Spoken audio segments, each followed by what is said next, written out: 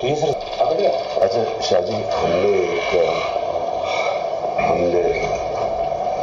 कल हम मीटिंग करनी, आपने, हम तीनों ने और वो फॉरेन सेक्रेटरी, उसमें हमने सिर्फ कहना है कि वो जो लेटर है ना उसके चुप करके मिनट्स ये अपने पास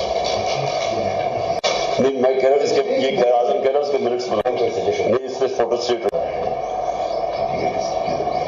7 को 8-9 का है, लेकिन मीटिंग 7 को हुई है ना।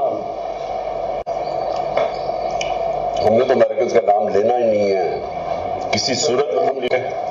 सो इस इशू के ऊपर प्लीज किसी के मुंह से मुल्क का नाम ना निकले, ये बहुत इंपॉर्टेंट है आप सबके लिए।